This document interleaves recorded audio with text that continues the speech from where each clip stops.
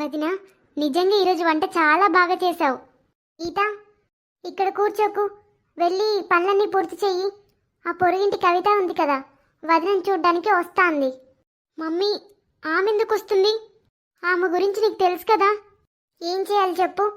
ఆమె ముందు ఫోన్ చేసి పెళ్ళయి 3 నెలలు అయింది కదా, కోడల మొహం చూడలేదు, వస్తా అని ఫోన్ చేసి చెప్పింది. నేను వద్దని ఎలా చెప్పాను? మమ్మీ, ఇప్పుడు ఆమె ఇంటికి వచ్చిన తర్వాత ఎలా ప్రవర్తిస్తుందో. ఏమైంది గీత? ఎవరు వస్తున్నారు? నువ్వు టెన్షన్ పడకు వదినా, ఒక ఆంటీ వస్తుంది. ఆమె నిన్ను పెళ్లిలో కలవలేదు, నిన్ను చూడడానికి వస్తుంది ఇప్పుడు. గీత, నువ్వు నాతో వచ్చి కిచెన్లో హెల్ప్ చెయ్యి. వడ్లా, నువ్వు ఒక పని చెయ్యి, వెళ్ళి కొంచెంసేపు రెస్ట్ తీసుకో, తర్వాత రెడీ అవ్వు. తను నిన్ను చూడడానికి వస్తుంది. సరే అత్తయ్య. మమ్మీ, నాకు చాలా టెన్షన్గా ఉంది. నువ్వు అసలు ఆమెను ఎందుకు రమ్మన్నావు? ఏదైనా సాకు చెప్పుండొచ్చుగా. ఇప్పుడు ఆమె ఎలాంటి పనులు చేస్తుందో ఏమో కదా. త్వరగా వెళ్ళి బయట బట్టలు తీసుకొనిరా. కొత్త కోడల్ని చూడడానికి వచ్చాను. తను ఎక్కడా కనపడట్లేదు. అసలు ఇంట్లో ఉందా, లేకపోతే బయటికి వెళ్ళిందా? లేదంటే బయటికి వెళ్ళలేదు. వదిన కాస్త రెస్ట్ తీసుకుంటుంది. ఓరి దేవుడా, కోడలొచ్చి 2 రోజులు కూడా కాలేదు, అప్పుడే రెస్ట్ తీసుకోవడం మొదలుపెట్టిందా? ఆమె ఏం పని చేసి అలసిపోయిందంట. ఇవాల్టి కోడళ్ళు ఇలాగే ఉన్నారు. ఓరి దేవుడా. అలా ఏం లేదంటీ, అమ్మే వదినకి రెస్ట్ తీసుకోమని చెప్పింది. వదిన ఉదయాన్నే నిద్రలేస్తుంది, అందుకే అమ్మ అమ్మని కాసేపు రెస్ట్ తీసుకోమని చెప్పింది.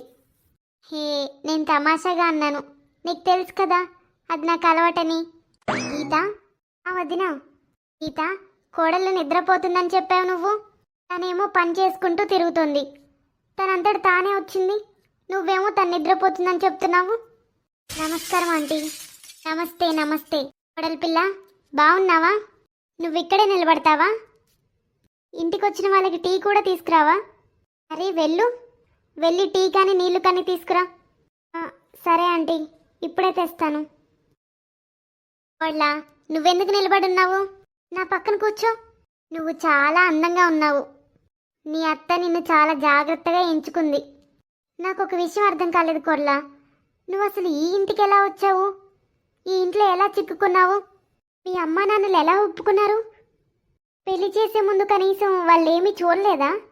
సర్లే, మనమేం చేస్తాం, నీకు అలా రాసి పెట్టుంది. మీరేం చెప్పాలనుకుంటున్నారంటే? నేను నీకేమీ చెప్పాలనుకోవట్లేదు కోడలా, కానీ నేనేం చేయాలి చెప్పు? నిన్ను చూస్తే చాలా జాలిగా ఉంది. నీ ముఖం చాలా అమాయకంగా, ముద్దుగా, బొమ్మలాగా ఉంది.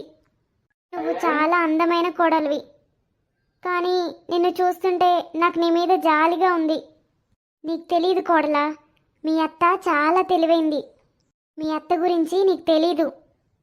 నేను మీ అత్తకి 20 మంది అమ్మాయిలు చూపించాను, కానీ ఆమె వాళ్ళందరిలో లోపాలెత్తి చూపించింది, కానీ నేను తెచ్చిన సంబంధాన్ని చేసుకోలేదు. నువ్వు ఒక్కదానివే అని విన్నాను. నీకు చెల్లి, అన్నయ్య ఎవరు లేరా? అవునా ఆంటీ, నేను ఒక్కదాన్నే. చెల్లి, అన్నయ్య ఎవరు లేరు. ఆహా, ఇప్పుడు అర్థమైంది మీ అత్తయ్య నిన్నెందుకు చూసుకుందో. నీ అత్త ఆడబిడ్డ కళ్ళు నీ పుట్టింటి మీదే కోడలా. నీకు అన్న చెల్లి ఎవరు లేరు కదా, ఆస్తి వీళ్ళకే వస్తుందని. నేను మీ అత్తకి 20 మంది దాకా అమ్మాయిలు చూపించాను, కానీ వాళ్ళందరినీ వద్దంది. నీకు ఒక విషయం చెప్పనా? నీ ఆడపడుచు తక్కువది కాదు. తను ఇంటికొచ్చి 6 నెలలైంది. అత్తమావుల ఇంటికి ఇప్పటి వరకు వెళ్ళలేదు. వాళ్ళ అత్తగారింటికి వెళ్ళనని చెప్పింది. నేనే విన్నాను. వాళ్ళ అత్తగారితో గొడవ పడొచ్చింది నీ ఆడపడుచు.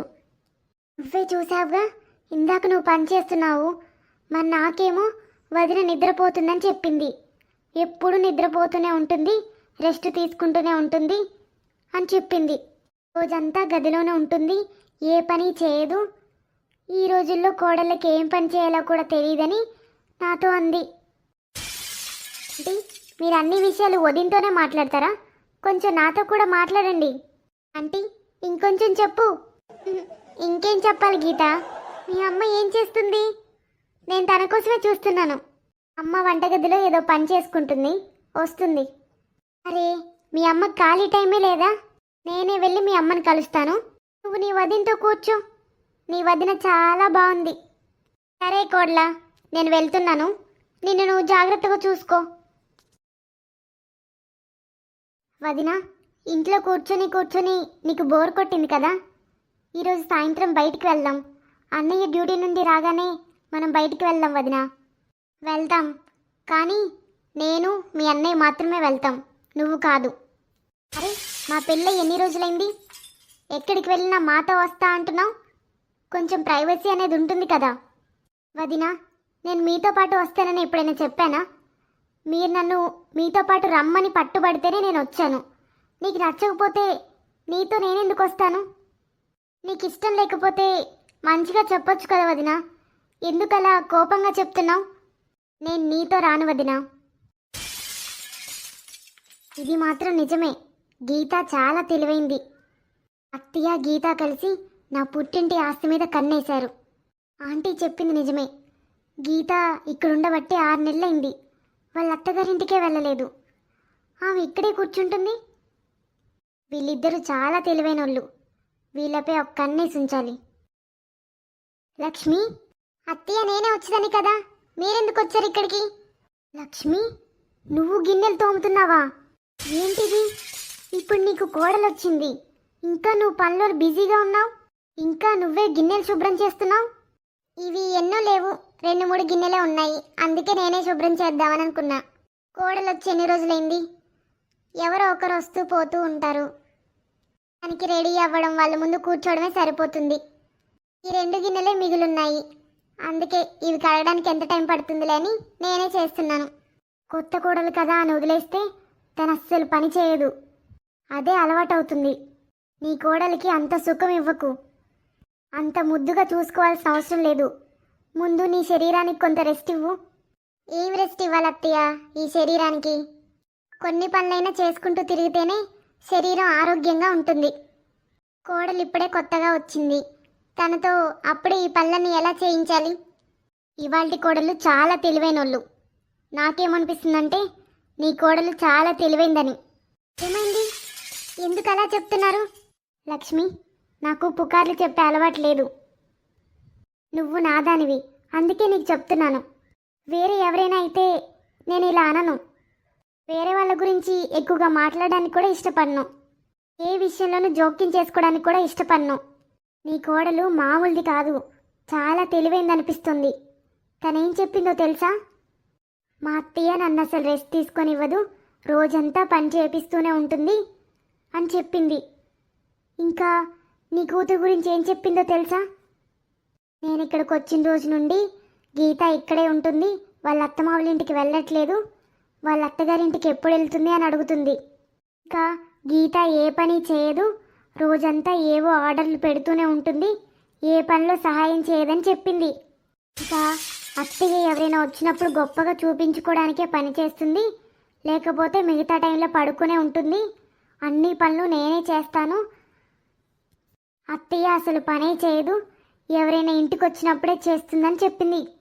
అందుకే నేను తనకి చెప్పాను, గీత పుట్టిల్లిది, తను ఇక్కడే ఉండాలనుకుంటే ఇక్కడే ఉంటుంది, లేకపోతే వెళ్తుంది, అది తన ఇష్టం, ఇందులో నువ్వు జోక్యం చేసుకోవాల్సిన అవసరం లేదని చెప్పాను. అరే లక్ష్మి, నువ్వేమో చాలా కష్టపడి పనిచేస్తావు, నీ కోడల్ని చాలా జాగ్రత్తగా చూసుకుంటావు. కానీ నీ కోడలేమో నీ కూతుర్ని ద్వేషిస్తుంది. ఆమె నాతో చాలా అసభ్యకరమైన మాటలు మాట్లాడుతుంది. నువ్వుంటేనే తను ఇలా చేస్తుందంటే రేపు నువ్వు లేకపోతే నీ కూతుర్ని ఎలా చూస్తుంది? అందుకే నేను తనకి చెప్పాను, మీ అత్త ఆడపడుచు ఏదైనా చెప్తే నువ్వు అది తప్పకుండా చెయ్యాల్సి ఉంటుంది అని. లక్ష్మి, తను ఇంటి కోడలు, తను పని చేయకపోతే ఎవరు చేస్తారు? అందుకే నువ్వు నా మాట విను, నువ్వు ఏ పని ముట్టుకోకు, అసలు తనకి రెస్ట్ తీసుకోవడానికి కూడా టైం ఇవ్వకు, తలపైకి ఎక్కించుకోకు అసలు తనని ఎక్కువగా. అన్ని పనులు చేయమని చెప్పు, లేట్ చేయకు. తనే ఉదయాన్నే లేచి చేస్తుంది, తనకు అర్థమయ్యేలా చెప్పు ప్రతిదీ. ఇంటి పని చేయడం కోడలి బాధ్యత, బయట నుండి ఎవరు పని చేయడానికి ఇంటికి రారు కదా. అత్తయ్య, మీరు ఈరోజు సరైన పని చేశారు, మీరు చెప్పింది నిజమే. నేను నా కూతురు తనని చాలా ప్రేమగా చూసుకున్నాము, తనని కోడలుగా ఎప్పుడూ చూడలేదు. నా కూతుర్ని అర్థం చేసుకున్నట్లే తనని కూడా అర్థం చేసుకున్నాను. అయినా తను మా గురించి అలా ఎలా మాట్లాడగలిగింది? తన ఇంటికొచ్చి 4 రోజులు కూడా కాలేదు, అప్పుడే మా మీద చాడీలు చెప్తుంది. తను ఇలానే చేస్తూ ఉంటే అప్పుడు చెప్తా తన పని. లక్ష్మి, నువ్వేం చేయాలో నీకు అర్థమైంది కదా. సరే, ఇక నేను వెళ్తాను. ఇప్పటికే నాకు చాలా లేట్ అయింది. అరే, కొంచెం టీ తాగాల్సింది. మీకు టీ కూడా పెట్టలేదు. నేను పని చేస్తూనే ఉన్నాను. అయ్యో లక్ష్మి, నువ్వేమో ఇంత పని చేస్తున్నావు, కానీ నీ కోడలేమో నీ గురించి చెడుగా చెప్తుంది. నిజంగా అత్త, కోడలు ఇలా చెడుగా ఆలోచిస్తుందని నేను ఎప్పుడూ ఊహించలేదు. మీరు నాకు నిజం చెప్పడం మంచిదైంది. ఇప్పటికైనా అర్థమైంది కోడలు కూతురుగా ఉండదని. ఇవాళ నా కళ్ళు తెరుచుకున్నాయి.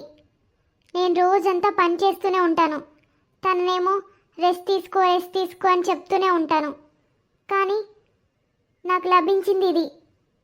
సరే, నాకు ఇంట్లో కొంచెం పనుంది. నేను ఇంకెప్పుడైనా వస్తానులే టీ తాగడానికి. పని పూర్తయింది. ఈ లక్ష్మి ఎప్పుడు అలాంటి కోడలు కావాలి, ఇలాంటి కోడలు కావాలని చాలా కష్టపడింది. 20-30 మంది అమ్మాయిలు చూయించాను. నేను చెప్పిన సంబంధాన్ని ఒక్కటి కూడా చేసుకోలేదు. ఇప్పుడు రోజు బాధపడుతుంది.